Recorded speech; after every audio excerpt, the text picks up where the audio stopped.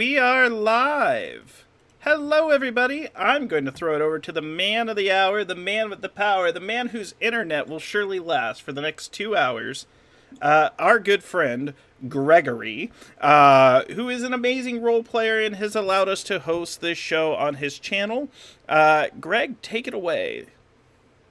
Oh man, I am unbelievably psyched to play this game. I have deliberately really not done a whole lot to prepare myself for it, as I want everything to be an absolute introduction into this mystical realm of the City of Forever. I cannot wait to play this game. My thanks to Monte Cook, my thanks to my man Grant Ellis, to these wonderful players. Laugh Love Lindy, she will be back as soon as she can. And this overlay, I am just super excited.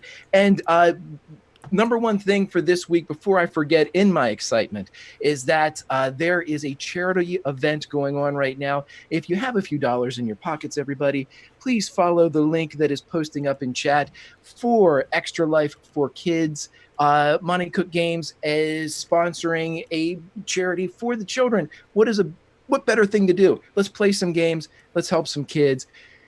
I'm too pumped to continue with this level of excitement without passing out, because I just bare knuckle fought my internet service provider and to a standstill. I'm going to continue that fight. I'm going to hand it back off to Grant so we can get into this bad boy and have some fun in the invisible sun. Let's do it.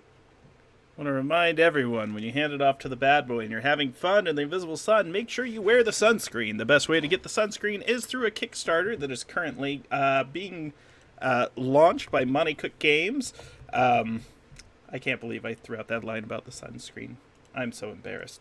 So there is a Kickstarter going on for a reprint of the game. It's been financed, but there is a huge number of stretch goals that are available. Let's make sure my link's deleted. Here, Greg, you can put it in. Do something nice for us. Alas. Anywho, chat, I think it might be Twitch getting twitchy tonight. But Invisible Sun is a surreal role-playing game by Monte Cook Games. We are powerful magic users returning from shadow to the actuality, specifically our home city of Satyrine, where we have been in hiding, and we have finally come back to. And really, it's a game about reclaiming our world and reclaiming our lives after spending much time in shadow. Shadow is very much like our world now. You live, you have jobs, you watch TV, you watch Twitch, you make donations to Extra Life, to Monte Cook Games. That's no game. Make it happen, guys. And alas, what we're going to do now is we're going to undergo what we call the first session. Invisible Sun has this wonderful idea of what many people in the RPG community might refer to as a Session Zero, or rather Session Zero-like elements, where the group can come together, they can describe their roleplay styles, and they can decide as a group how they want their narrative to begin, and what sort of story they're going to undertake. And what we're going to do is we're going to go around a circle of all of our players, and we're going to introduce who our character is, as well as our character sentence. We're going to talk about what they did while they were in shadow. My goodness, Gregory, you jumped. Let's ping pong you. I apologize, buddy. I am jumping all over the place. It's all right. I'll fix you. I'll get you where you need to go. The shadow wants us back, Greg. I don't know. I want to be Lucy girl. Where I'm from, we call that getting hendassed. You are one spot closer to your actual spot, Charlie. Oh. You know. Look at me go. Getting there. One step closer to the edge that I don't want to break. So, what we're going to do is we're going to go around in a circle. We're going to introduce our character's name, a little bit about their life in shadow, what they did. While they were in shadow, they developed a skill, and they brought a memento back. And then we're going to talk a little bit about their house, if they live in a house that they own, or if they're staying with friends. And then other players are going to describe who that character's neighbors are. So we don't always get to pick our neighbors in real life. And it might be a person, it might be a monument, it might be an abandoned field, but we'll talk about who the neighbors are and what makes it interesting. Then we're going to describe some points of interest nearby the player character's home or in the general vicinity. Then some local problems, issues, or rumors that might abound. And then the player is going to pick another person playing the game, and they are going to award them a wicked key. A wicked key is an object of great power that can be used to solve problems later in the game. And lastly, what we're going to do is I'm going to total up all the different aspects that we went through: neighbors, points of interest, rumors, problems, issues, etc.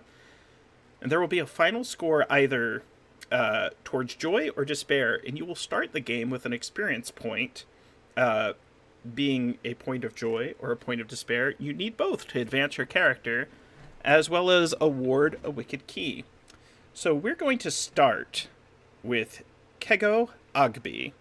I hope I got that correctly. Lego my Kego. So It's actually Kibo with a B. Kibo? Yeah. Rip. Man! That's great, Kibo. Man, I was just... I could be Kigo today, too. Oh, man, that's great. And I was so proud of myself, and I had actually messed up the the surname, and I was like, oh, no, I'm not going to mess this up. I'm going to go back and correct it.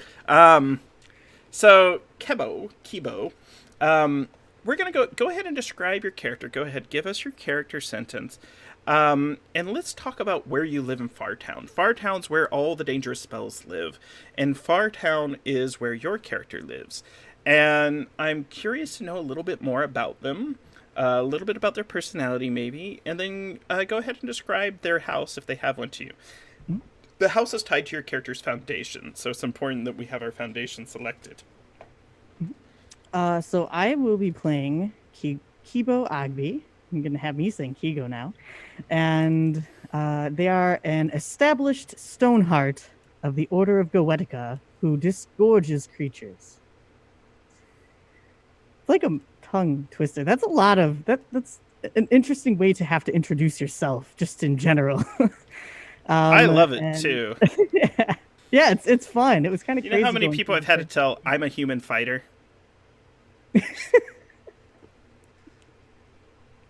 Not a lot of information there. And as far as their home goes, I selected a unique house, and it is essentially like a massive abandoned insect hive, so almost like a wasp nest.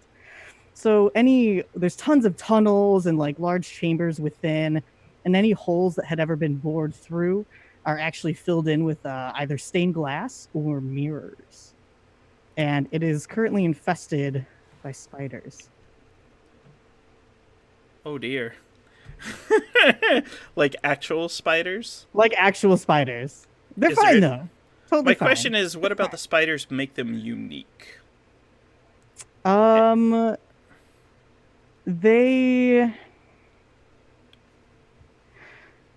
They operate almost as a community instead of individuals, and they often will leave like little messages scattered throughout, within their webs, but scattered throughout different tunnels and chambers within the house itself.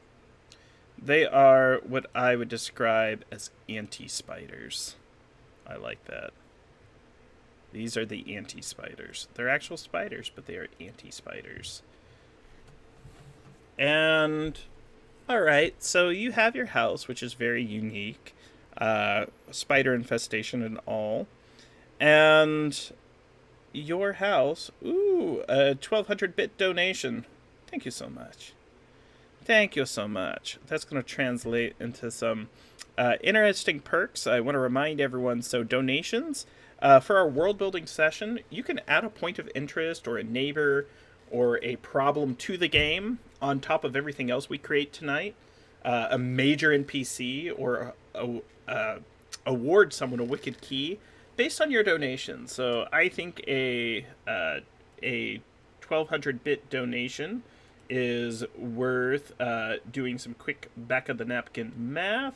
That's enough for a wicked key in my eyes. So go ahead, type in chat who you would like to award the wicked key to, Pope Deadpool, and we will make that so. I would like, at this point, Lucy Girl to describe one of Kibo's neighbors. It's either a place, a store of some sort, or an individual in their house. So let's go ahead and work that into it. Okay, so one of Kibo's neighbors is actually formed from the remnants of some stained glass panels that weren't needed to patch up the holes of the hive. And they've been formed into a pyramid. And this is one of the neighbors, is this stained glass pyramid. Is the pyramid sentient, or is there someone that lives there? I think that it is known that there are strange shadows that move within the pyramid as the sun moves around and casts through all of those multicolored pieces of glass. There's something else in there. There's something that moves. There's something that appears to be alive. But it is not known if it is one entity, two entities, or something else entirely. All right. It's a quiet kind of neighbor, but it's the creepy kind. The kind that watches you through netted curtains. I know the kind. I used to live next to Greg. Telescopic lenses. So, chat has awarded the wicked key to Robin, who is Greg's character. That is one of their donation goals. I really love the idea of the shattered stained glass pyramid that you can see through as the light shines through it, and you see these strange silhouettes of creatures and things moving through it. Awesome. Reverend Neil, played by my good friend Tommy, the Imperator Penguin. That's one neighbor to Kibu. What's a second neighbor? Okay, so the second neighbor has all the appearances of like a fly person, just like a normal everyday house fly, and they are terrified of Kibo's house because of all the spiders living in it. Like it's like this person is a completely everyday business person. Like they have to get up, get in their suit, but they have to pass by Kibo's house every day to get to work, and they just huddle on the other side of the street, just absolutely terrified of this house every day. What sort of job do they have? Oh, they go to work. I'm curious. They go to work. What kind of job does a fly person have? Pilot.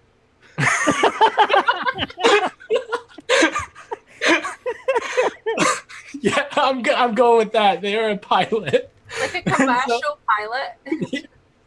And they get in, and their co-pilot is like, you're looking real nervous every time you come into work. And it's like, my neighbor, it's terrifying. Can my auntie spiders like leave little messages in the window every time that the fly in a suit walks by? Just like, we love you, come on in, have some tea. Like every day, just little very inviting messages. Come closer, we'll embrace you. And this fly person thinks they're trying to entrap him. 1,500 bits donated by Monte Cook Games, just for love. Absolutely love it. That will allow you, if you'd like Monte Cook Games, you could either award a wicked key or insert some NPCs into the game. I'd let you insert an NPC. A major NPC.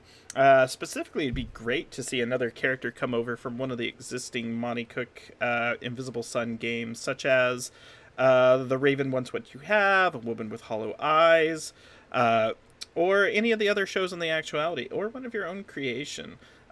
Likewise, alternatively, you can simply assign a wicked key to any of the players. I'm really digging that fly pilot, and I also they're like sorting the beverages for the commercial craft that people use to travel, and they're just like rattled from the messages they saw from the auntie spiders that morning. All right, so Greg Stengel playing Robin. I would like you to talk about a point of interest near Kibo's residence. And the way I'd like you to describe it, here's the difference between a point of interest and a neighbor. It doesn't have to be immediately near him, it's just somewhere else. Oh my goodness, Pope Deadpool with another donation. You can use that for an NPC or a wicked key as well. Another 1,500 bits. We're rolling in the bits. Awesome, guys. Those donations are hugely important. They're all going to go to Extra Life, and we sincerely appreciate it. So, Mr. Gregory, tell us a point of interest nearby Kibo's house. And this is going to be in our neighborhood proper, correct? Since we're all living in the same place, right? You might live in slightly different neighborhoods, but for sure it's near Kibo. Normally I like everyone to live in the same neighborhood because we have so many shows. So Summer Jobs neighborhood is different than the Opera Geeks, right? So we have all these little different neighborhoods in Fartown for each show. But yes. Gotcha. Okay, so here's what I would say. This point of interest is a simple park bench. Looks like any park bench that you would see in any park in the shadow. In fact, the only thing that offsets it as being different is the end caps are actually wrought iron. They kind of curl up and form almost like a seashell, a snail shell that kind of curls in on itself. And anyone that sits in the park bench can see back into their life in the shadow. It's the shadow seat. That's a dangerous monument. Dangerous monument. Essentially, I imagine Visley have dubbed it the Throne of Lies. Shadow is one big lie. Or was it? It's hard to tell. The shadow seat. To describe to chat, a wicked key is a powerful device that can be used to overcome barriers. For example, in one of our shows, a character had a wicked key. He stuck it into a doorman who was blocking a door and wouldn't let the PCs through. They just stuck the key inside him, turned it, and then he went someplace else, and they had gotten through him. Welcome, Phantom Roll Booth, who I love playing Invisible Sun with. They're going to be launching their own Invisible Sun narrative soon. Yes, I dig that park bench. And now let's throw it to Charlie. Lucy Girl, go ahead and describe me another point of interest near Kigo. Another point of interest near Oh, sorry, I was going to say Kigo. Kibo. I was like concentrating really hard on not up. saying it. And I just stopped at Key. Another point of interest is there is a tree that grows entirely upside down. This literally, and it just keeps growing, and you see the roots, and they're weaving, and they're going off at disjointed angles as if they're tunneling through unseen ground, through unseen barriers and around things. And in places on this upside down tree, people like to leave messages. And sometimes these messages are like just literally tied on with paper. Sometimes there's magic involved in how they're left. But there's just this tree that just for no reason grows upside down and knots, and some people leave messages there. What do the locals call this tree? The people that have lived near it a long time. The people who live near this tree call it the tree on the way to answers. That's what they call it. I dig it.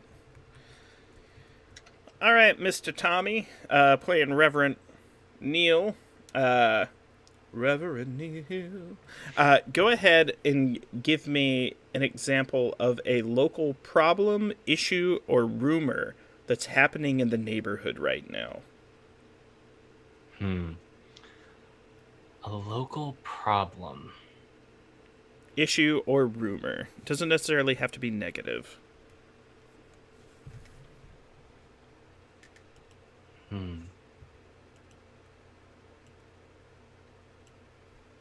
I think that they have a problem with, well, not necessarily a problem. They have a problem with sort of the neighborhood appears to be listening to everything, and there is a chance that any secret told within this neighborhood might get repeated somewhere else. And so people just aren't sure how to deal with that. The neighborhood seems to have ears. I just literally had this image of ears that just sprouted out of all these different surfaces as if to listen, and you're like, Yes. oh, the neighborhood's listening again. Damn it. And so like you can try to whisper a secret and pray that it doesn't get repeated somewhere else. And there's no pattern to it. It seems to be entirely random whether or not it does and where it does. But Question for Kibo. Kibo, do you if Kibo had to guess the root of this problem, what would Kibo's inclination be? There's sort of these ears, and I picture ears. Sometimes you can see them, sometimes you can't. It's an inner ear. What would Kibo's guess be? Possibly maybe tied to an organization of some sort that maybe is like a seller or purveyor of secrets, like on a black market sort of thing. It's TK's character from the web DM show of Invisible Sun. She collects and sells secrets. I got you. I'm gonna work that in. Oops, they found me. So my next question is for Robin, played by Greg. Another local problem, issue, or rumor.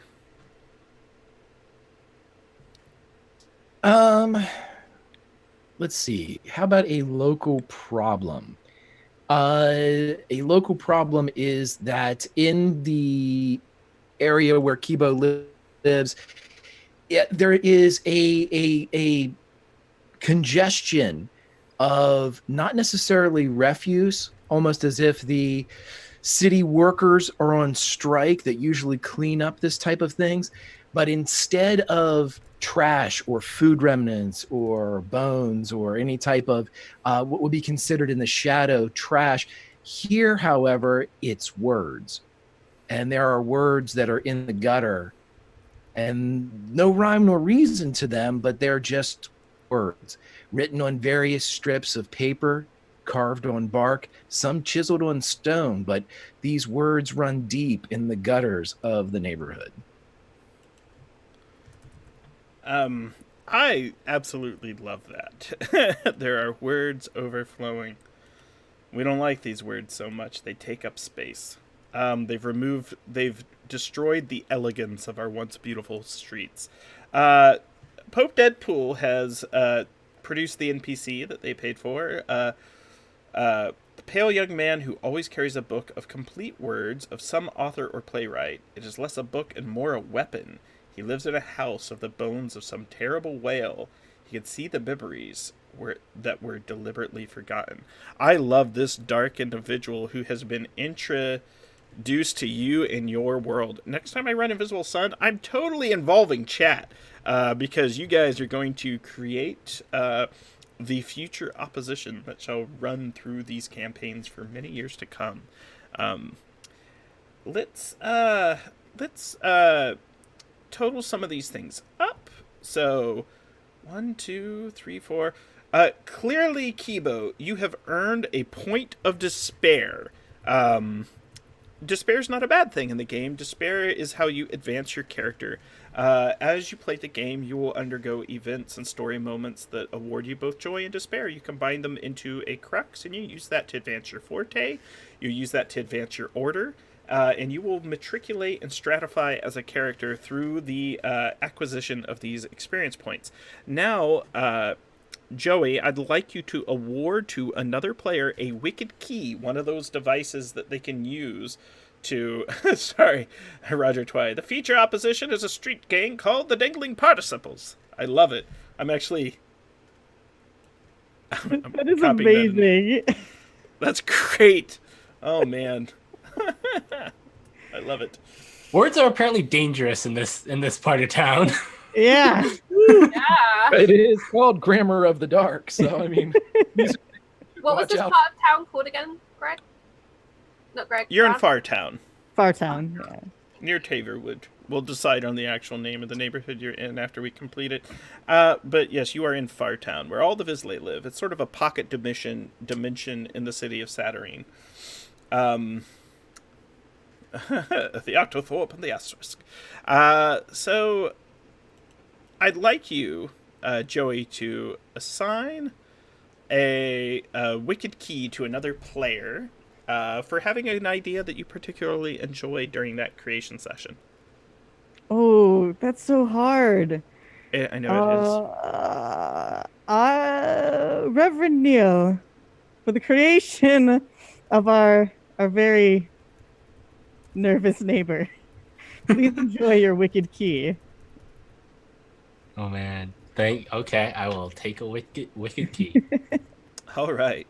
Next, we're going to move to Lucy Girl. Lucy Girl, if you could repeat your character sentence, talk a little bit about your house, and then talk a little bit about your Shadow Life, Shadow Skill, and Shadow Memento that you brought back with you. Thank you, Faison, for the 100 bits. Let's start to describe a little bit more about your lifestyle. Okay, so I am playing Lucy Girl, who is an eremitic empath of the Order of the Weavers who listens to the whispers. And I'm trying to remember what order you asked me all those questions now. And in her shadow life, she worked as an usher, an ice cream seller in an art house theater, where there was one cinema screen and one space that was like a stage for kind of fringe productions and things like that. And she spent a lot of her time kind of guiding people to seats with her torch, and then walking home when it was very dark and it was usually raining. At least that's what she remembers the shadow being like, kind of dark and rainy. As for where she lives in an apartment building, which the front face of which is kind of organic in structure. It looks almost like coral has grown up and around. And the front door is a turquoise color, but it's kind of flaking and just slightly off its hinge. And as you go in, you go up, and she's on the 3rd floor. And her apartment is relatively simple, except for the fact that all around it there are fairy lights. She has an obsession, it would seem, with light. And there are lots of fairy lights. And the other thing that she has in her apartment is a snail about the size of a house cat, who, as it trails and climbs walls and climbs over the ceiling and around the fairy lights, leaves impressionistic paintings in its wake. Starry night and that sort of thing. And his name is Alan, because I was meant to come up with a better name and I never did. So he is now Alan the snail. Alan's a great name. There's a scene in Jurassic Park 3 where Dr. Grant was starting to sleep on an airplane, and then the Velociraptor said, Alan! Sorry, and then he woke up. Sorry, I couldn't resist. I got memes, guys. I got memes. This is why I'm not allowed on a Empower. description of Lucy? What's that? Do you want a description of how Lucy appears, or are we doing that next? I think we're pretty good. Okay. I think we're pretty good on that. We have her house. We have a little bit about her shadow life. We have a little bit about her shadow skill. But now, Kibo, I'd like you to assign one of her neighbors who lives next door. It could either be another tenant in a nearby apartment building, or it could be an adjacent structure. Not limited to individuals, could also be things like an opera house or a bodega. Man, that's tough. How did you guys do this the first round? That's a lot of pressure. How about there is a waste receptacle, and there are maybe like a lovely little old couple that just resides within. Kind of bizarre looking, very small, large, like over, like their whole face is just like a nose. But they are just this sweet old couple. Maybe they like greet you every other morning or something. I love it. Greets everyone. Morning, Lucy. Morning, Alan. Or no, we'd like to register some complaints about Alan, and they say it in the nicest way, and you're like, yeah, well, go F yourselves. Sorry, chat. Yeah. May I speak to your manager? I talked to the super about you. Yeah, well, they haven't done anything. You old kooks. All right, and Greg, who's the other neighbor to Lucy Girl? I would say that Lucy's other neighbor, where she's sandwiched between the kindly couple on the other side, we're going to give her two very kind of forthright neighbors, in that the person on her other side is the spitting image of a Roswell alien.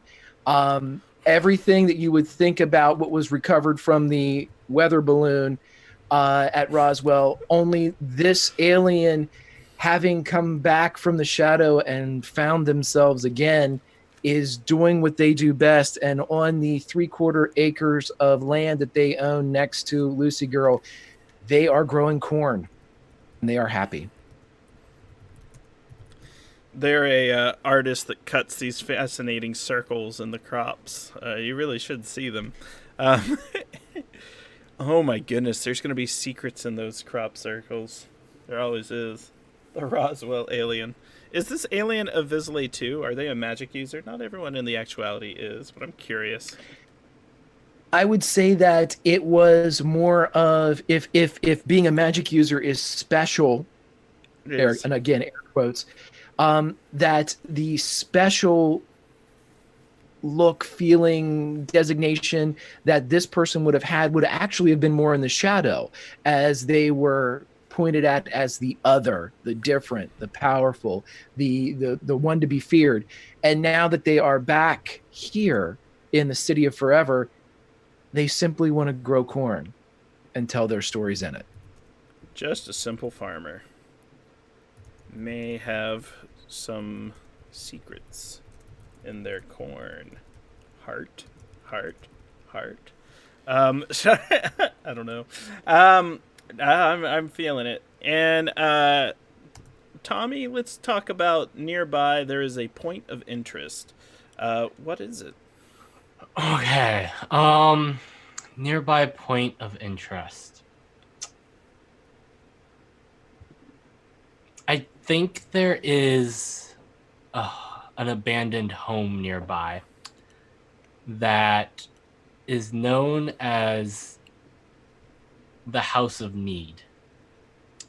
And people can go into it if they have a need, and they might come out with what they need. But it's all up to the house to determine what it is and how that takes place. And should you go in with a heart of greed, what you need may not be how you want it.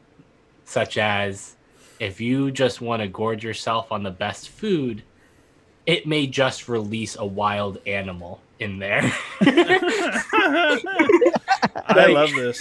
Here's a bear. Have fun hunting it to eat it. The name of this house is Mama Knows Best. All right, Mama Knows Best. What do I need today? I'm really hungry. Ah, jeez. A herd of wildebeest. Goodbye, Mufasa. All right, and Kibo, give us the second point of interest. Second point of interest, there is a graveyard nearby that on occasion you will hear the cries of an infant, and instead of a typical like remnant of like the shadow world where the dead are typically buried there, new life is created from this area, like they sprout up from the ground. Could be Interesting. animals, could be really any type of creature. Animals, thought forms, magical Mhm. creatures, living creatures. It's just it is a life well, so to speak. Mhm. I'm now imagining you dig them up like in Harry Potter with the what are they called, mandrakes? Like you pull it Yes. up, the baby boy, congratulations! It's a boy. Grandpa. Yep, I'm back. Plucked right from the gray, the pale. Cool, I like it. It's a life well with a life stream. Interesting. I think, Greg, what's a nearby local problem or rumor or issue? Once again, I always like problems and rumors because I think they give the greatest thing, the greatest possibilities. So I would say that there are missing posters kind of tacked up all over the place. And instead of indicating a person or perhaps a pet that has gone missing, it simply says the love of my life. But it offers no information other than that. But there is somebody seeking that. Yeah, something I realized that I'm lacking, Greg, is I actually don't have your Streamlabs alerts aligned over the stream. And chat has informed me that they have tipped for a neighbor in a point of interest. So I'm going to let them add those. And I apologize for interrupting you there. I literally just forgot what you wrote down. Charlie, did you get it? I sure did. So we have missing posters that are tacked up all over the place, which instead of being about a person or a lost pet, simply say the love of my life with no further explanation. And here are those donations that have popped through now that I see them, both from Mal. Thank you very much, Mal. One of Lucy Girl's points of interest is a large, tall lamp, but the lamp doesn't give off light. The lamp gives off emotions.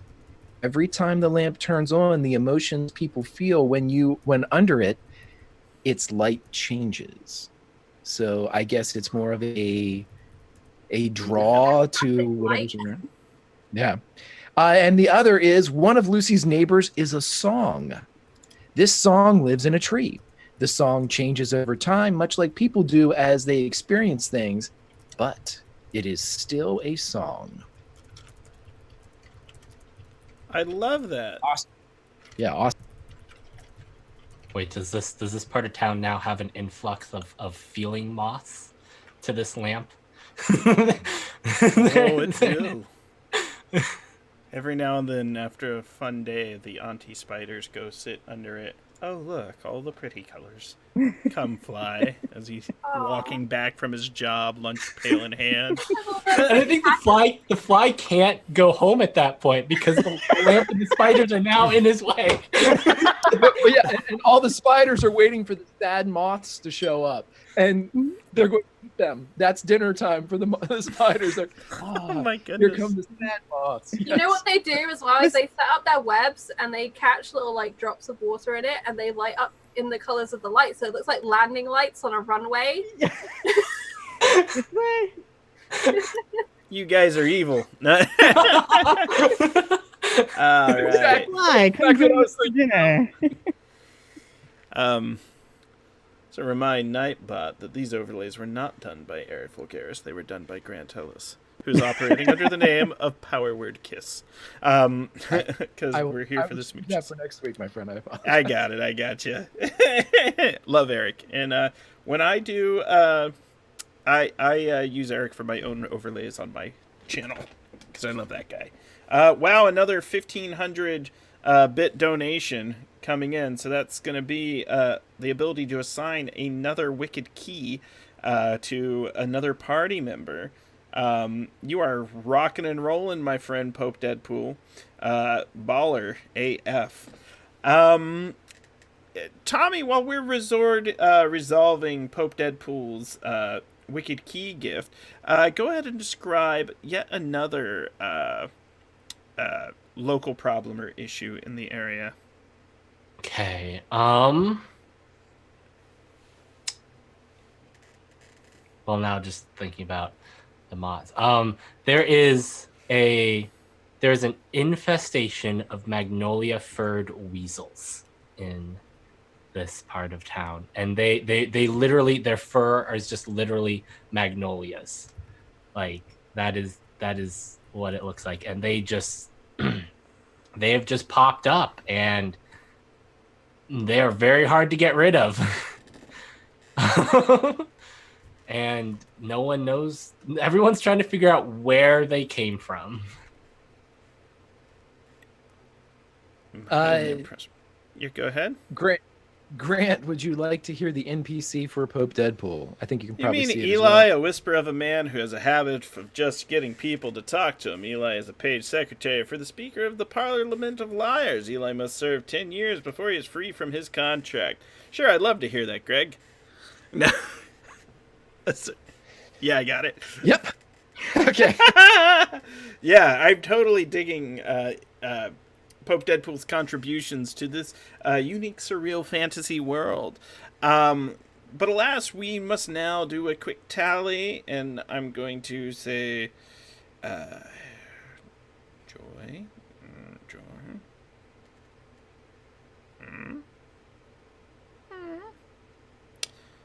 Lucy, you have earned a point. Lucy Girl has earned a point of joy.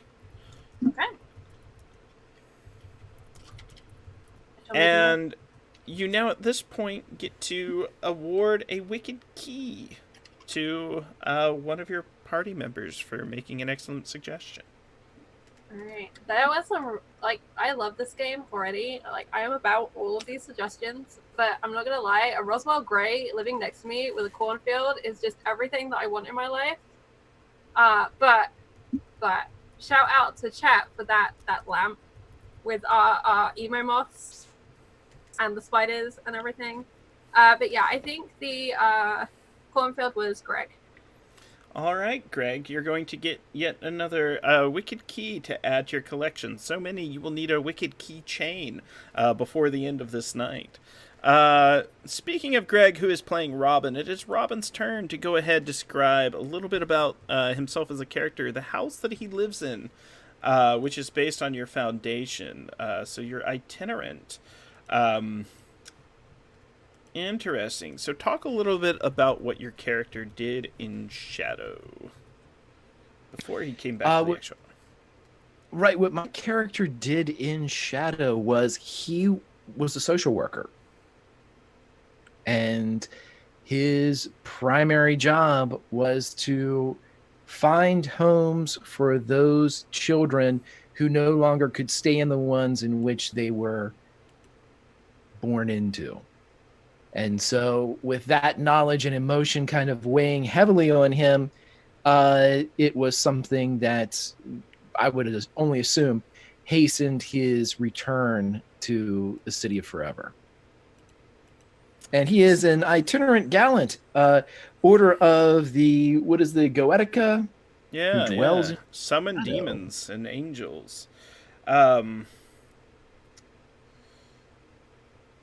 Well, we're not dropping any frames, chat, so I'm not too sure why. What you might want to do is you might want to clear your cache and reset just to double check. Maybe the ingest server for our particular video is wrong as well, so sorry there, JTD and DDM. So it happens. Twitch gets twitchy, and it's hard to figure out sometimes. There's a lot of moving parts. We'll make sure to send you the VOD, though. So as an itinerant, you have no permanent domicile.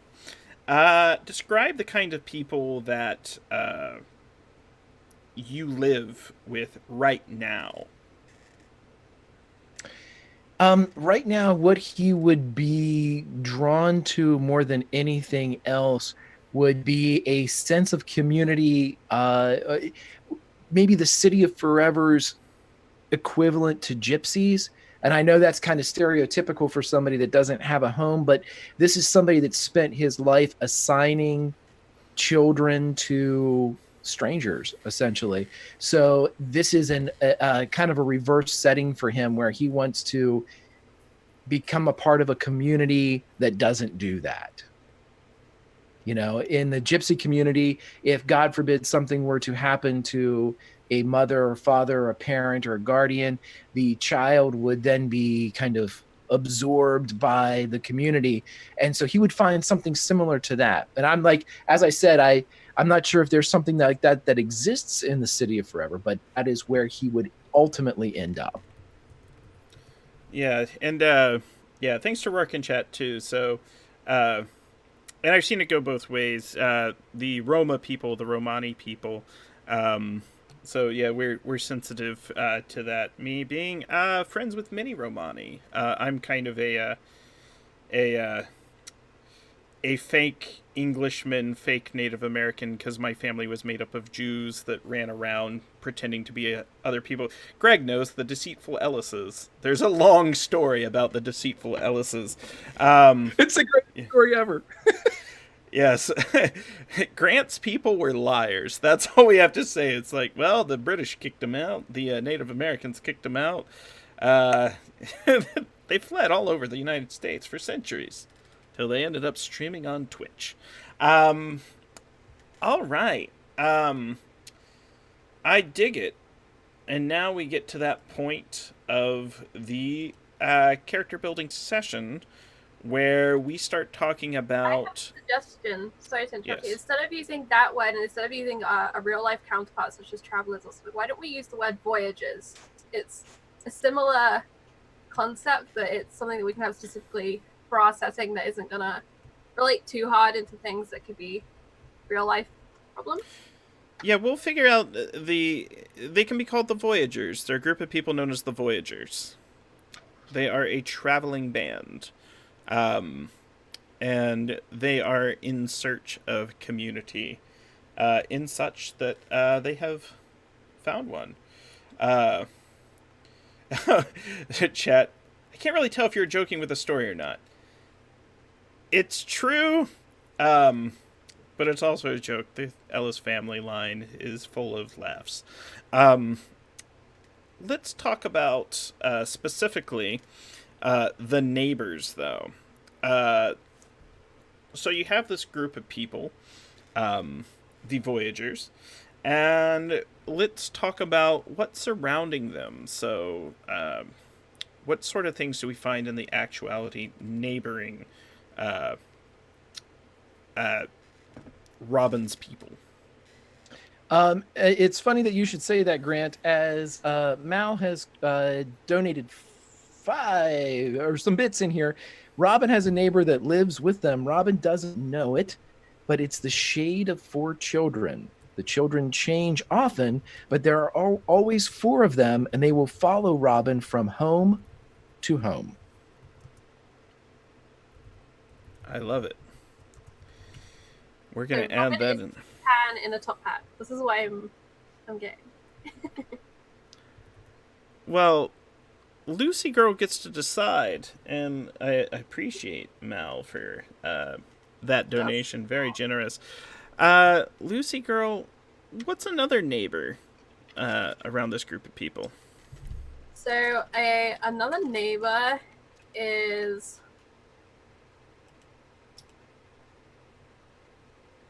There is a... Ooh, it's hard to decide. I'm trying to think of like an element that we haven't brought in yet. There is a cloud that kind of hovers about 2 feet off the ground. And in the cloud lives a family. And you can tell when they're rowing, because that's when the cloud gets real stormy and you can hear like the thunder cracks and occasionally see the flashes of octarine lightning going off.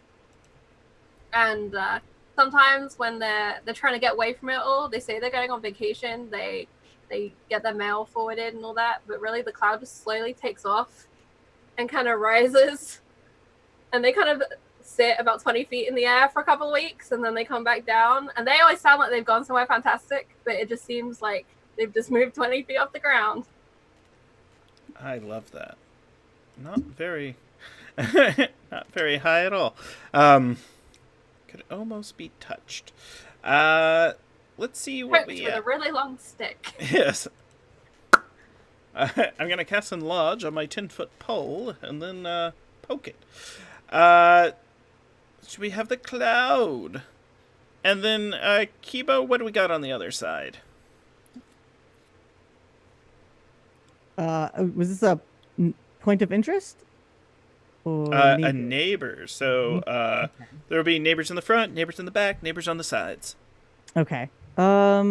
So this particular neighbor has like they live in a van. Would a van fit in this setting type, or a wagon of some sorts? That actually hovers off of the ground, because there are 4 like floating eyeball balloons that help elevate it, so it moves around because of the almost like a hot air balloon, but they're eyeballs. And the neighbors themselves are a family that tends to keep to themselves, and they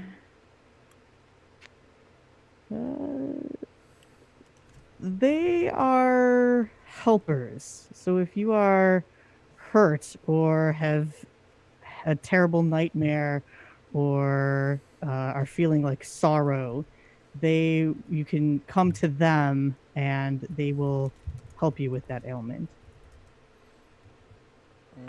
So the balloon van will help you with alleviating depression. Yes. Oh, I'm not allowed to add anything to that, am I? I love that idea, because being someone that suffers from depression, the idea of being able to go somewhere to a van that's held up by balloons, but the only thing that I, if at all possible, I don't know if I'm allowed to do this, but wouldn't it be awesome if when you did that, it sank a little bit, but was otherwise okay? Like it took the weight. The eyeballs get a little bit Took teary. that weight from you, yeah. I love that. Your That's like my story is so favorite tragic, ever. and the balloons are just like dripping. Exactly, the Really? balloons, like they get red and they just drop a little. Love that. I couldn't love that anymore. All right.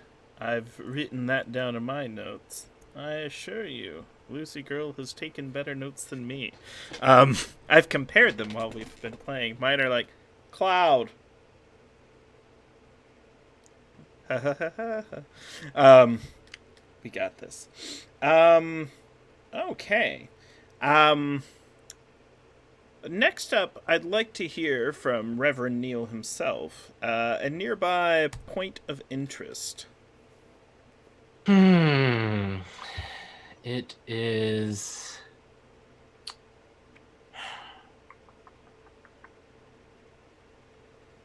I think that there is a hole in the ground nearby, and essentially it is an underground tunnel, and that it's steep enough that you begin to slide down it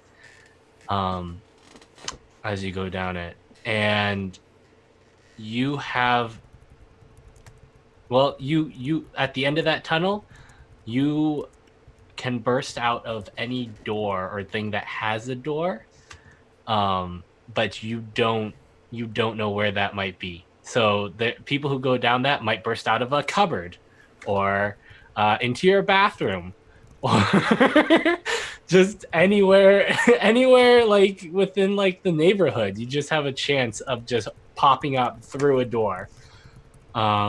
And I think there are definitely people who've been like, okay, no one is allowed to go in this home because someone important had them like come through their bathroom door while they were on the toilet.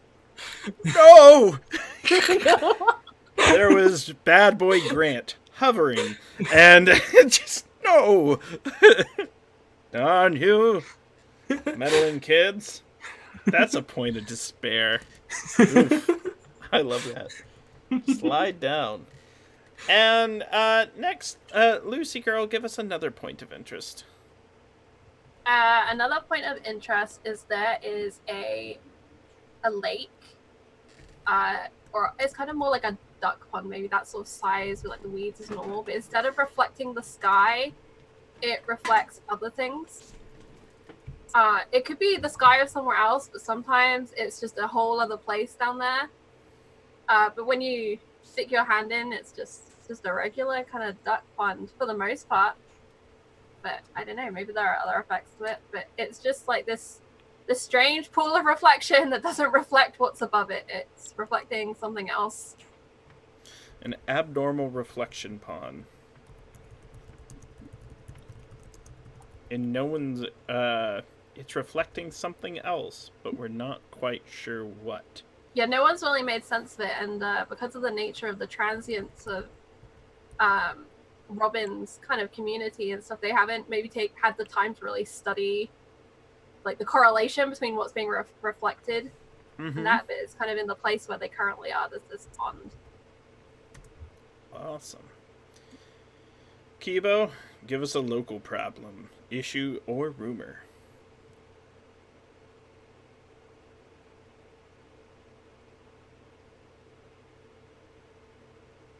Or rumor. I'm terrible at rumors, just in general. So let's go with on that. Trying to think like themes that we haven't touched upon yet. So, some suggestions might be that there's a large amount of crime, there's a large amount of law enforcement, there might be troublemakers, there might be... it might have something to do with the Garant, who's kind of like... an honorable person would describe them like a mayor. More likely, they're more like a crime boss. It might have to deal with... a variety of aspects. Since there are like a group of Voyagers in this particular neighborhood, how about we bring some conflict to them, and maybe some of the patrons of that particular neighborhood do not like them there and are constantly trying to shoo them out in some shape or another. The Voyagers must go. They're not as bad as the deceitful Ellises, but they still can't stay here. Those deceitful Ellises were stealing pies off of windows. We were tough. Yes, the sorry, backstage chat. The old Tommy, the slide. You'll burst through a random closed door. I love that. And speaking of Tommy, go ahead and give us another local problem or rumor. Okay, so there is this local rumor, that if you don't set out your spoons in a particular order each night, your second spoon will be stolen. Now, here's the thing about this rumor is that people seem to just follow it because they don't want to lose their spoons. But everyone who says that everyone says that they've heard it from a friend of a cousin. No one's actually confirmed it, but everyone's like, oh, well, I don't want to lose my good silverware, so I'll just set it out each night in this particular order. I dig it. And I'm that person that lives that way. It's like, look, we're not taking any chances. I mean, Greg had to hang out with me at Gen Con. He's like, Grant, seriously, you have to go in and out the same door 9 times? I'm like, look, if you don't, the ghost scary Gygax will just suck your soul right out of your body. I've seen it happen, guys. I've seen it. At least my cousin of my cousin has.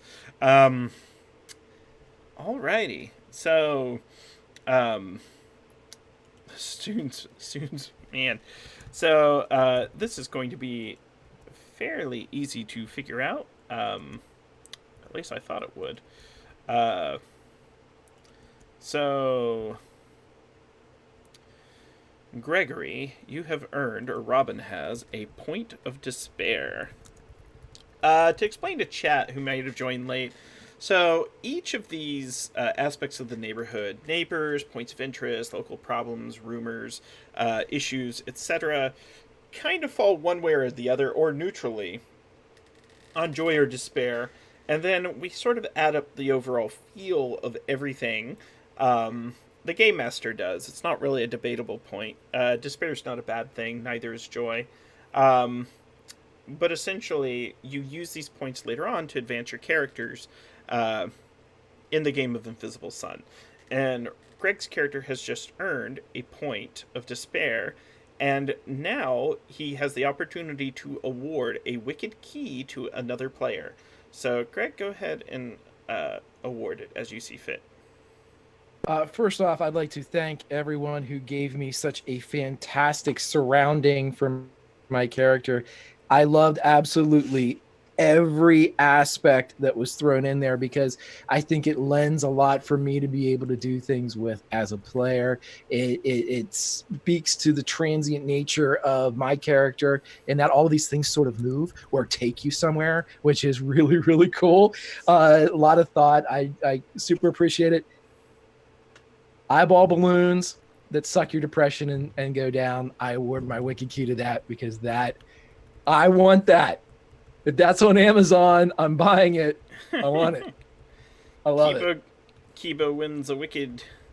I am doing art of that as soon as we're done streaming. I'm down. I'm down with that. Eyeball balloons. Curing depression. We now come to the point of the session where Reverend Neil will describe a little bit about his character, a little bit about what his character did in Shadow, possibly the Shadow skill and memento that he acquired there, and then a little bit about his house. Alright. So I am playing Reverend Ex Nihilo Nihil Feet. You can just call me Reverend Neil for short. I am a stalwart stoic of the Order of Vance who consumes flesh. I always look a little tired, a little disheveled. It always looks like I've just woken up from a nap. And in the shadow, I'm ashamed to say that I was a junkie, and the shadow was not easy on me. But I was saved by a man, and that is the memento I carry around my neck every day. And when I came back to the actuality, I vowed I would help save other souls. And I now live in a small house, one might say, kind of vicarage out behind a church that has crumbled from the war, and we have just begun to rebuild. Now this small house, you might think the simple answer is that it is on a religious site or upon a burial ground, which would be real mighty nice for me. But no. It looks different to each visitor, depending on depending on who they are. And I don't ask them what my house looks like. It is up to them whether or not they let me know.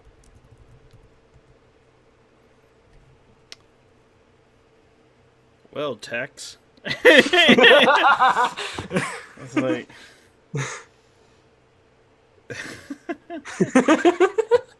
And now, for something completely different. Greg, I'd like Robin to choose one of the Reverend's neighbors.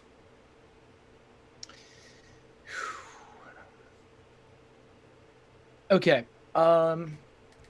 Once again, I love how much thought everyone put into the neighbors for me or for my character. And once again, I don't want to delve too deeply into certain themes. So what I'm going to say is this. One of the neighbors does not own a home per se, as we're talking about a kind of a war-torn area, as described by Tommy, that areas of this place are in the process of being rebuilt from the war. His neighbor on one side actually lives in just a frame or a shell of a home. Maybe 3 of the walls up, half the ceiling, the second floor kind of blasted away like you would see in World War II France or something as you were kind of walking through the streets. However, every conceivable surface, wall, exterior, interior, ceiling, floor of the remaining standing structures is covered in graffiti. Now, this graffiti in and of itself doesn't seem to be made from paints as much as it's made from the immaterial. It could be elements of song, elements of poetry, elements of nature itself, where the paintbrush actually extends blades of grass as the swipe of green takes a section of the wall. And if the Reverend ever spends too much time looking at it, he'll see that the graffiti, while beautiful from afar, once you get closer, bears many similarities to the lives he ruined through his abuse and addiction back in the shadow. There are elements and portrayals of his prior life. Damn. I'm like, I give Bill a nice fly neighbor. He's like, doesn't the good book say that the Get shadow wrecked, was a Reverend. lie? No. I give Kibo a nice, pleasant fly neighbor. And he's like, no, you're going to be reminded of your failures every day of your life. I love Well, it. he's a good father. What do you expect? All right. Lucy girl, go ahead and give him his other neighbor. His other neighbor is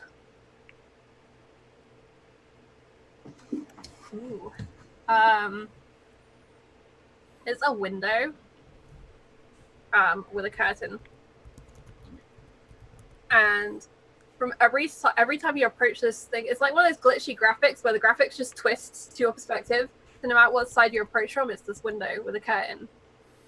And sometimes when Reverend Neil passes, he hears a song that he's forgotten.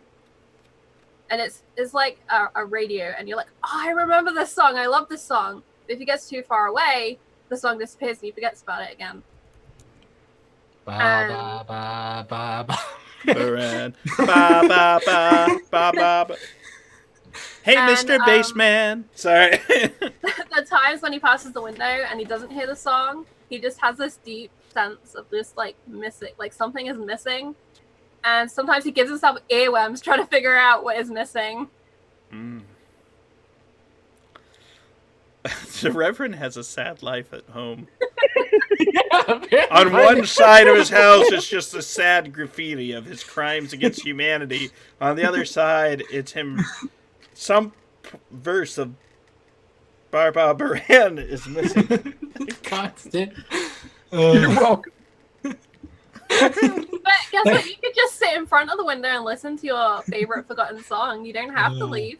No one said you Thank had you to all. leave. Thank you so much. Kiba, what's a point of interest nearby in the neighborhood? That was an excellent neighbor for him as well. Very surreal. A point of interest would be a large statue of a dog, and it often barks angry words at people as they walk by, like words of discouragement. And if you offer it a small token of something very personal to you, be it an item some type of possession or like an emotional piece of you, it will instead whisper words of encouragement for you to pursue your most inner ambitions. I love that. On a much lighter note, Well, it's not your neighbor. You'll never find it. The other party members keep this locale a secret from you. You'll never find it, indeed.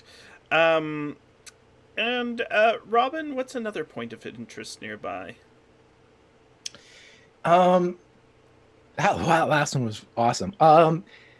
I would say that much like the perception in the gray or the shadow, back in the days of mystic, the dark ages, the thoughts of ley lines in the grounds that wizards or magic users or people of a certain affinity would be able to access these lines of power that kind of crept through the world.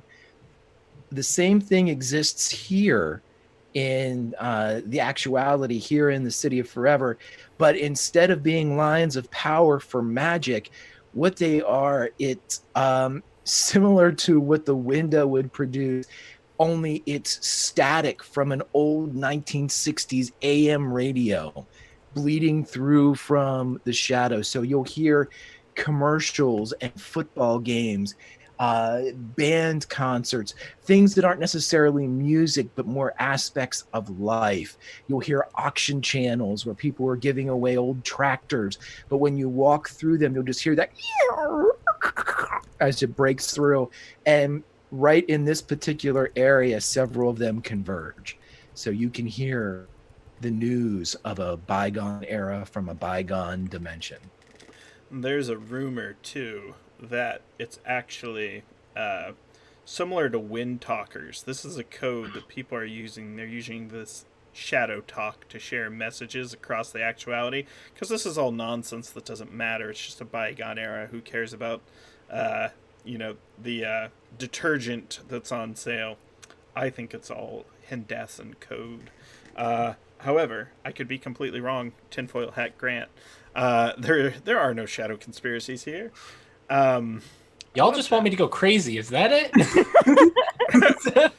Well, it's about to get even weirder as Lucy Girl gives you a local problem, rumor, or issue to deal with. There's a rumor that if you manage to walk down the sidewalk on this one broken street without stepping on a crack, that you will have the luckiest day of your life. But the sidewalk is so cracked, it's a real chore and no one has yet achieved it. But on the sidewalk, people have written strategies on like where feet should go to kind of like prompt you along, like a speed run manual. But yeah, if you can make it along this road without stepping on a crack, you'll have the luckiest day of your life. Hidden room ahead. Yeah. I totally dig that. And then, Kibo, go ahead and give us the final problem, issue, or rumor. Let's go with something that'll just continue to drive the Reverend mad. And there is a local gang that has kind of moved into the area, and they are drug pushers. So they sell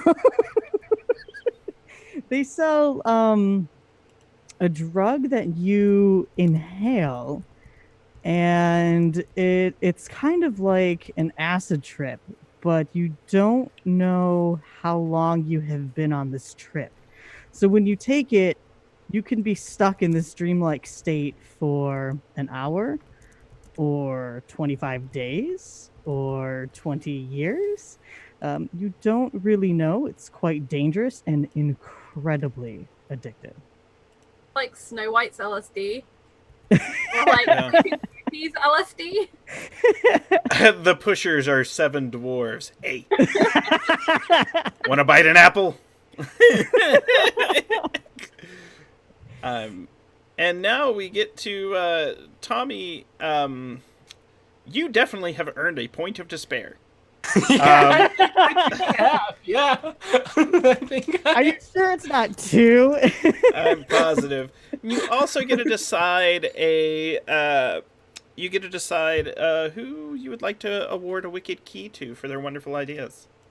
Okay. God, this really, you know what this whole sort of area around my character feels like? It feels like Undertale. You know how like it's just I love terrible and Undertale. it's difficult and it always reminds you of your failures and how you have no choice in real life. But then there's like your save point, which is like that mouse got the cheese. You feel inspired. And I feel like I have little points of that within my but yeah, I think the retro gamer in me that the early days of the internet where people would like post on online forums about how to beat harder levels back before we had let's plays and all that in me just loves the sidewalk. Like everyone's writing their own guides on game facts and whatnot. It's so good. So Lucy gets my wicked key. All right. So Lucy is awarded a wicked key, so that will go into your inventory. Now, Laugh Love Lindy, who's playing Lobelia, is not here, so we can't describe her house. She sent me some pictures, but we'll handle that in our private Discord as well as maybe our Twitter chat, and just kind of go through the same process. And we'll work that into the notes. But now we're going to determine some bonds between our characters. So bonds, we do know we have a Discord. You're actually a member of it. So you might be. Your bond has some benefits and some drawbacks. For example, if you're close friends with someone, you might be able to share a character arc and gain experience points as you achieve steps through your character arc. Likewise, you might receive a point of despair if your close friend is endangered. So it's important at least establish a bond with one of the other players. And it can be 2 ways, or maybe we'll do establish a bond with 2 players. So I'm curious to know... here's how this works. So you name the type of bond. This isn't by the rules. There is no set to do this in the rules, but here's how I'd like to work it. Name the type of bond you'd want and see if another player would like to engage and consent to interact with that bond. And then you formed it, and it's set. And mechanically, it's all in the PDF version of the key that I have a copy of, and I can send you guys the mechanics if you don't have a copy of it. So let's go ahead. Lucy, name the type of bond you would like to have with another member of the party. Ooh, I would like to have the bond. Ooh, this is tricky. How about friends from the past with Kibo? Kibo, do you consent? Likewise, if you don't, someone could volunteer as well. So here's what this means. You've known each other for a long time. You're very familiar with each other's homes. You're knowledgeable about each other's abilities, personalities, families, backgrounds, etc. You gain a level 1 connection to a group. And when I say group, maybe another organization such as the Order of Honed Thought, Knights of the Name, the Church of Midnight, so on and so forth. If you're both down with that, we can decide mechanically after the game what group, and I can send you a list of names and maybe a little bit about them. I don't like to reveal too much because I like people to say, I want that one, and then I give them all this information and have them stick to the one. Sorry, just quickly going backwards. I missed it. What was Kibo's shadow life? Kibo was a travel agent that would make other people's dreams come true, schedule all these great vacations, but never had time to schedule for themselves. Okay, can I swap and be shadow friends with Kibo? Sorry. It's like a similar theme, right? But we're shadow friends. Yes. Yay. Is that okay with you? Yeah, totally. Awesome. You must be shadow friends. So, here's what you know. You knew each other in Shadow, and it's possible that you escaped Shadow at the same time. So, if you have the same Shadow skill, it's now a higher level than it would have been, all the way up to 3 levels, which means it'll be very easy to do that skill. If it's different, it's still level 2, but that's something to think about. And really, you both have customer service. You're very persuasive people. You know how to do this client-facing work. So I'd be willing to, even if you picked a different shadow skill, you both know how to deal with people who are looking to make a transaction exceptionally well. I actually hadn't picked the shadow skill. But that's We can talk Neither about did it I. as well, too. I See, kind this of is why forgot we're about that. Yeah. You both can work on it, too. And if you want to take advantage and get extra points in it, page 154 of the key talks about shadow skills and what they are. So now that we've established that, Neil, Reverend Neil, I'd like you to state a bond you'd like to have, and then one of the other party members can consent to have that bond. And I have descriptions on everything. Yeah.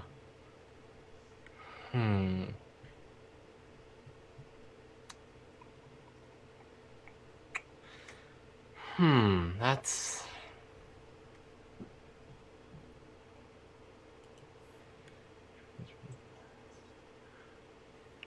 Yeah, this is difficult. I like to do, I guess, friends from the past. And I'm not quite sure who with though. And you can pitch it to the group, and then the group can. Yeah, I'd like to do decide. friends with the past from someone with someone. Tommy, I would definitely do it with the Reverend because I think that we're the two bummers. We're the two despair people. I'll throw this back at you. We could either be. I know we can't do like friends from the past, but in the shadow, the way we've described ourselves, we would almost be enemies. If you were a junkie and I was kind of a social worker, I'd probably see or maybe know of what you were doing in the town or how bad you were, or maybe if you hurt people, I would hear about it or something of that nature, or I would try to help you. Yeah.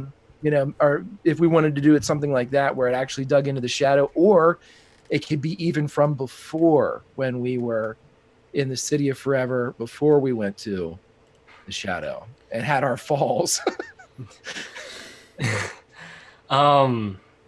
Yeah, I mean that's like I love the I love the idea of someone definitely like having known about the Reverend in the shadow and be like, this is a new look for you. I think so. I think rivals. What could even be interesting is if you had that relationship from before you went into the shadow of maybe Robin stayed with the Reverend in like this beautiful home behind the church before it crumbled and everything, and then they've gone through that shadow journey, and now it's kind of looping around again. Put a bit of a like you just can't look at me the same way. But I still want to protect you in that it's almost seems like where you've ended up is a constant reminder to your failures. So if I would ever show up at your house, I would always stand between you and the graffiti wall. Like, so you couldn't see it, like, as we're leaving. Hey man, let's go pick up something to eat, you know? Yeah. And essentially the way this works is there's going to be an NPC that has a connection to one of you, and the connection with that NPC is as strong for the other. It might be with the Order of the Vance. It could be a high degree member of the Vance. We don't have to decide that right now. I like to kind of save some of the connection info till after you've played a little, because we're going to introduce a bunch of NPCs, and it gives you a great opportunity to create fiction and narrative by claiming them as a connection. That way, it's the same with kind of equipment and like Cypher system. I like people to kind of play the game than just kind of assign the slot to something that they find that's interesting. It also doesn't have to be something right off our initial character creation sheets. Kibo, why don't you pitch a bond that you'd like to have, and then another player can claim it. Okay.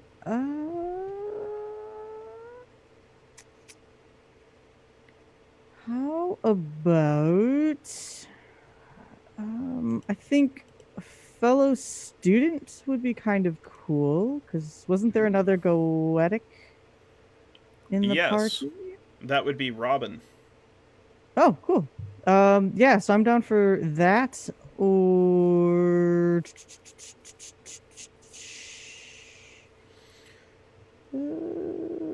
we could do close friends. Yeah, and I like to make them unique too. So if the last one was close friends, the fellow student one I think is really good as well, where you and Robin will both gain a somewhat powerful spell that both of you know, because you've studied under the same people at the Goetic Hall of Records, other summoners. And it may be you also know the names of certain angels, demons, ghosts, etc. that you have summoned. I like that one as a bond. Okay. But it depends if you both like it. I love it. Yeah, I think it's awesome. I think it's different in that it's almost like, I don't want to say Harry Potter, but it's almost like we took the same class and we got a little bit of the insider information for one of the spells. I like it. It's a lot of art possibilities there. Mm-hmm. And my last question is for Neil and Lucy. I'd like you both to describe a bond that your characters have from the list, and we can talk about the mechanical implications. Wait, so a bond for Neil and Lucy? Yeah. Let's share the wealth.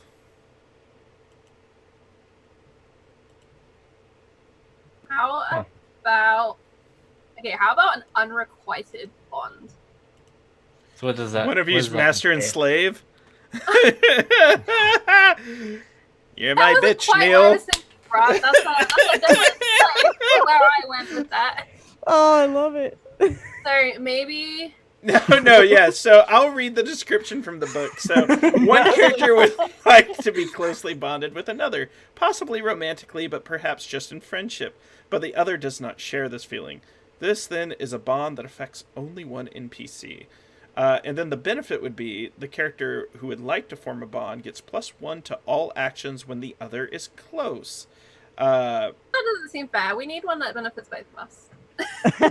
And the other one can always move away from you, and it doesn't count as an action. I mean, here's the thing. I feel like here's the thing about Reverend Neil is that while he's very personable about other people, he's not personable about himself. I feel like attempts to try to be like he's got this sort of, I think, philosophical friendship with Robin in a sense. But I mean that's something that like is in his character. Would be like if someone's like, hey, I want to be really good friends with you, he'd be like, 5 feet back, my child. Like, I can't be 5 feet back, then I don't get the benefit. That's sort of the way it works. So good. one of the characters. So the way this works mechanically is one of the characters always desires to be close to the other, and we can talk about what that means in the fiction of the world. But the other one, as a default, is never close, either emotionally or physically. So that one's up to you, Lucy girl. I'm curious. I don't know if you had another one that you were curious about. I would definitely soulmates. be interested. Soulmates mean something slightly different in the actuality. That just turns into unrequited bond. No. What soulmates means is you've revealed your secret souls to each other, and you share the same one. Oh. And you can exchange and trade joy and despair points with each other however you wish. And That is the draw. literally on like a much deeper level. It's not necessarily to do with our level of like for each other. It's like literally we share. Yeah, we That's are awesome. That's Yeah, really kind of good. also that- kind of I like know, it's guiding very them cool. as well, because Lucy's like this empathic, like carer, yeah. and Reverend, while he likes people, he's like very closed off, whereas Lucy's like open. I feel like Lucy came to like, because people come to the Reverend for like guidance and whatnot, and you came in and I'm like, and what may I do for you, my child? He's like, and you're like, no, what can I do for you? Currently, my congregation consists of auntie spiders and dead moths, but I'm working on this fly. Oh. I actually really like that soulmate idea that we've got like this shared thing, and it's not necessarily something maybe that the Reverend enjoys, but it's just a thing that is a thing. I think I was so shocked by someone coming to me and being like, no, what can I do for you? That I just blurted out something very personable. I was like, Not oh. just personable, a secret that if people know it about you, they have control over you. And I was like, oh. But I think like Lucy in awkward. that same moment, Goodbye. We've had oh my confession. god, someone else. I didn't. Yeah. They had Yeah. like that drunken night that people have where they talk about their lives and everything that matters, and they share this deep philosophy that no one can make sense of the next day. I mean, the Reverend is partial to a good glass of wine or a bottle of beer or bourbon. If you have bourbon, In the old days, we just make that toilet whiskey. We Sorry. could go down the slide and see if we could find this toilet whiskey. are we the reason that the slide has been banned from people? That was Nobody us. used We both this. went there together and we're like, we've got to do this. The slide is too tempting. No one will ever great. believe you, Mayor. So, That might be Friday, bad, so. every Friday night, Lucy Girl and the Reverend break into neighborhood homes like Kramer from Seinfeld. Oh!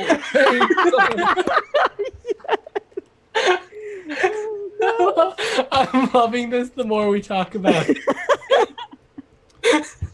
so lastly, we will now decide on. We're gonna go through something called the desideratum. Each of you should, at the time you create your character, choose a character arc. These are the steps to a story to grow and develop your character that you'll undergo over the narrative. Do decide in backstage if you'd like to. I love Lucy and the Rev now being drinking buddies. We're soulmates! Drinking buddies has been added as a bond, canonically. If anyone's ever Good played work. Kingdom Come, there's this one scene where Priest gets blackout drunk and like pisses on the town. It's really funny. We're now going to decide the desideratum, which is this is the starting point in the beginning overall story arc of the campaign. You decide the type of campaign you want it to be story-wise. One of our shows did altruism. There was a church in the neighborhood where they lived that was going to be knocked down, so they all banded together to save it. Another group was seeking information. They wanted to learn about the mysterious past of one of the characters. One of the groups was seeking allies. They wanted to make friends with a powerful organization so that they could be influential Vizsla. I've listed the 6 options: acquiring money, traveling, uh, power, etc. For the group. And now you decide as a group. And the way this works is I actually step away from the screen with my headphones off for roughly 2 minutes, because I want you to discuss free without me interrupting, as I am prone to do. So I will be back in about 2 minutes or so. And assuming that I can get out of my tangled cords, I normally use the wireless headphones, but these wired ones, I'm all wrapped up. So I'll be back in about 120 seconds. And you can talk about, money, power, information, travel, altruism. Again, this is page 201 in the key source book if you want to look up and read some of them. And you can talk about your character arcs a little as well. So I will be right back. Hi, group. Hey. Hello. Hello. What do y'all think? This is just an excuse for Grant to go have like a bathroom break, Right. but not offer Right. us a bathroom break. So, do we think it would be useful to just raise what our arcs are, since we've already chosen those as our kind of starting points for our characters, and then we can see maybe where there are common threads that might lead us towards one of these things? I mean- don't know if I picked an arc. I think I forgot to do that. I'm so good glad you thing- said that, no, because I didn't either. Since Good we're thing all for- being honest. Good thing for session 0, right? Yeah, right? Um, Well, what is yours? it is. Please. Sorry. Go ahead. No, please. Soulmate, you go. no, after you. Stop no. the light. He's going to be back in 10 seconds. No. No, my character arc is to build something, and specifically for him, it is to rebuild the church. Okay, I would say that let's start ruling things out then. Maybe take money out of it. And Oh, whoa! Well, Let's not take Well, I money mean, out of it's it. a bit soon to take money out. Rebuilding a church takes money out of it. It takes money. No, I'm just kidding. I mean, I was going to say, if you're looking at the church, it would be more power, wouldn't it? If it's What if he's rebuilding it to get a larger congregation, to get the bigger, the payout? No, go away! Go No, away! no, Go away! no, Go away! go Go away, away! go. Go away! We Go got away. Go away! Go. We're not Go done. away! Get out of here. Keep Go talking. All right. But I do see what you're saying, Greg. Read. Is it Greg allies? tried a power game already. Is it allies? I think allies could be a really interesting one. I like allies that. and information really stuck out to me as a hunt for answers, because I feel like all of our characters have something that's going on with them that they might want answers towards. I think things. I completely agree with that, and I think that there are answers to be had in the neighborhoods that we've created. There's like, I want. We don't have to questions. go anywhere. We can just sit here in the neighborhood. You know, Yes, the Wednesday group has the first 9 sessions have all been in the neighborhood. And they've been great. They've gone to bars together. They've gone to parties and danced with prominent Vizsla. They've been The sentient attacked by Plants. demons. Yeah.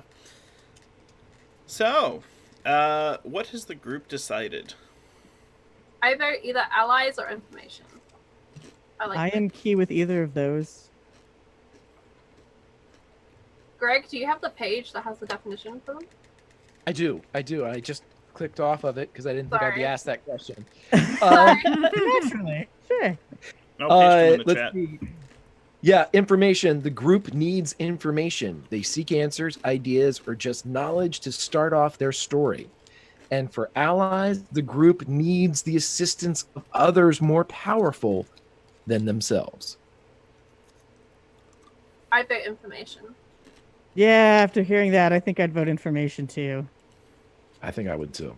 I am good with information. My character, he gets a lot of information. And Whether with you can that, talk about it or not. his confessional with just a wall of ears just sprouting up. Yeah, confessional's been real dicey lately ever since this rumor got out about the walls are listening, because people don't want to say as much anymore, and that's really difficult for me. Every time you're in confession, Reverend, you constantly hear somebody in the the other side of the secrecy confessional with the veil. You hear them go, "What are you doing in here?" As Robin continually goes down the slide and pops out in their confession. Yeah. Or like an ear appears and the Reverend's like, "Oh boy," and he pulls out an axe and he's like, "I've got to go ear hunting again." That's great. I love And it. the auntie spiders are like picketing to save the ears. They think there's something useful about them. Stop I the violence. promise you. Stop the violence. Friends, not food. Yeah, everywhere the webs say "ear today, gone tomorrow." And the magnolia weasels are just like chewing on the pews, wondering what's going on. My Those dang goodness. magnolia weasels have been a real pain. That should be the first scene, is that we are all just trying to get rid of the fucking weasels. Like it just that's so scene funny. opens and we're out of breath and closed the door and fucking weasels. I actually No had a problem. question about the weasels that I wrote in my notes, which is what are the weasels doing apart from being there? That's what we've got to find out. That's part of what we need to find out. What are They're the weasels' objectives? conspiring. What What's their information do objective? Problem is, That's those up aren't to even Grant. weasels at all. Those are Cobb and Martins. Sorry. When I was on Monte Cook channel last Sunday, I gave this long dissertation on the difference between weasels, martins, ferrets, polecats, otters, voles, Sir, that foxes. is astute. All right. So, and here we go. So that is our first session. You've established some bonds. You've built a neighborhood within the actuality in Fartown, within the city of Saturnine, where you all live. And now we come to the last part of the first session, where we give our plugs for the coming week. Hi, everybody. My name is Grant Ellis. I'm an independent content creator for tabletop role-playing games. Invisible Sun is my passion. I'm running 4 Invisible Sun campaigns across 4 different Twitch channels. I love the game. They have an amazing Kickstarter to reprint the game and get it into more players' hands. If you're interested in finding out more about me online, follow me on Twitter at WisePuppetGrant. You can find me all over the place. I'm going to be the Dungeon Master for RPG Sports, D&D Sports, etc. I'm primarily on Monte Cook Games' Twitch channel on Sundays in the Isle of Lycia campaign. I'm also a producer for WebDM, so follow twitch.tv/WebDM. Well, that's all for me. How about you, Kibo, played by No Medic, whose name is Joey? Yes, hi. Thank you first off for allowing me to leave the shadow behind and step into the actuality. I was genuinely terrified of this session. I thought it would go way above my mental capacity to understand and comprehend something that isn't Dungeons and Dragons, essentially. And no, this was great. You are all seriously wonderful. You are super creative, and I am really looking forward to kind of exploring this really bizarre, surreal world with you all. My name is No Medic. You can find me on Twitch, Twitter, Instagram at GNO Medic. I play all sorts of games, although unfortunately right now I'm on a bit of a hiatus because I'm in school and it's soul sucking right now. So, but I will be playing, I'm back to playing, I should say, on Laura Lania's channel with Pro Restarter for a Path of the Demon Lord game. So I'm pretty happy about that. Big fan of Pro Restarter. Proud Vizsla in his own right. Right? And the phenomenal Charlie, how are you doing? How did you enjoy the session? Where can we find you online? I really loved the session. That was really exciting. It was. I agree with Gnome with Joey. That was a terrifying prospect. Am I going to be creative enough to keep up with the people in this group? And sitting there and being like, oh, what do I put in the neighborhoods? But there are so many really cool elements that I want to go and investigate and check out and find out about already. I'm at Fresh from Fire on Twitter. I do a lot of streaming of RPGs. I say I stream. I'm in people's streams. And the only thing I stream occasionally is doing makeup streams and chit chat about RPGs. I'm on Scraticus's channel on Mondays and Tuesdays in the 1 p.m. slot. I'm on Encounter Roleplay on Wednesdays in the 4 p.m. slot, playing Warhammer. And on Thursdays, I'm starting a Monster Hearts game, and on Fridays, I'm on Encounter, and then I'm here. But I have a pinned tweet which has my schedule, and I keep it up to date, so you can find out where to find me and what I'm playing, what I'm doing. But I want to keep going. Can we do like another 2 hours? Also, I'm really excited that Lindy's coming next week. That firecracker. That troublemaker. Lindy's the best. And before we throw it to Greg, let's throw it to Tommy first. Hi, Tommy. It was great to play with you again. Yeah, it's been a bit. That was great. I am super excited to get into this. That was so much fun, just coming up with crazy stuff. Although I guess I'm just gonna have to bring more of my sad boy brand to this channel based on the neighborhood around me. It really feels like I never left the shadow, to be honest. It's really a very similar scene. Graffiti, like war-torn area, music that sounds broken. I'm looking forward to exploring all of this with you, and of course, with Lindy when she gets here. It's been a while since I've played with Lindy. Our characters ended up dying in a Call of Cthulhu campaign a while back. So we're going from craziness to surreal, which will be fun. I'm Imperator Pengu on Twitter. I do Dungeons and Dragons and some game stuff. Well, sorry, not Dungeons and Dragons. I do tabletop RPGs now. I have expanded my brand a bit.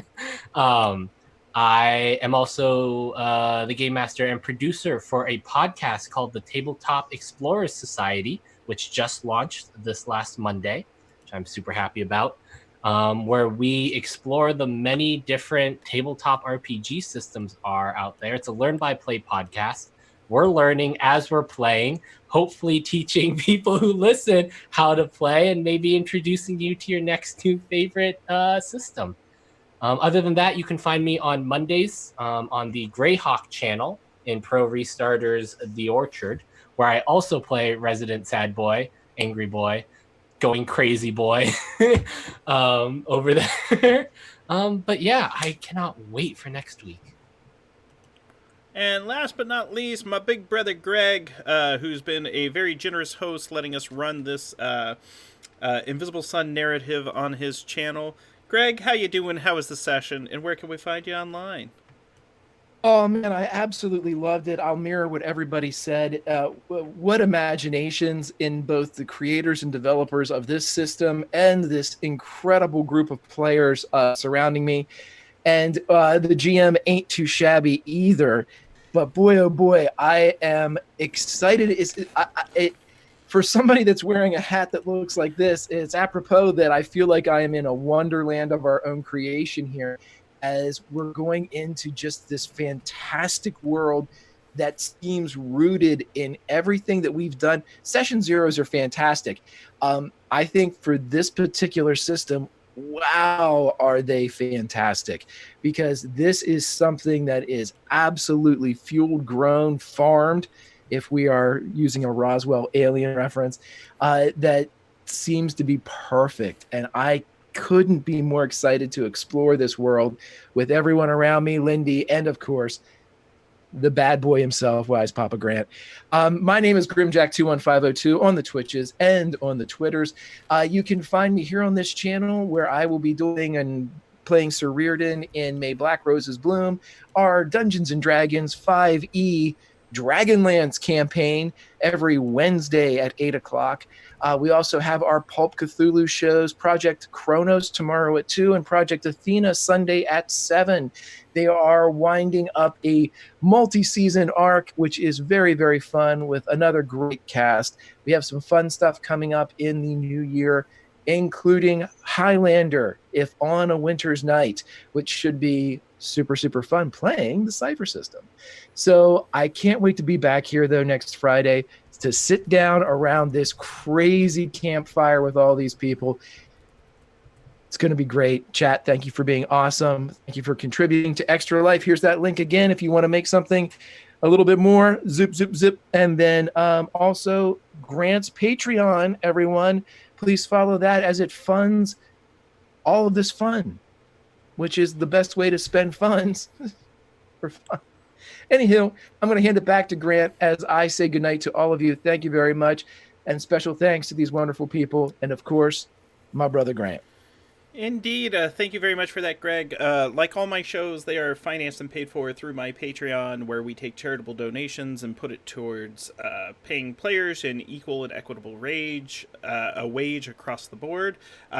We pay for production costs as well as the artwork you see. Currently, I'm doing all the artwork myself, aside from artwork that's been donated by Monte Games. So if you like the overlay or the intro video, I've had to crank those out. I'd love to share the funds with other artists. It looks like there's the Patreon link dropped in chat. It's okay, Brother Greg. It's okay to spam the link. That's how we make the coin. Last but not least, we're going to play that intro video one more time, and we'll see you next Friday as we return to the actuality with the next session of Grammar of the Dark. Bye!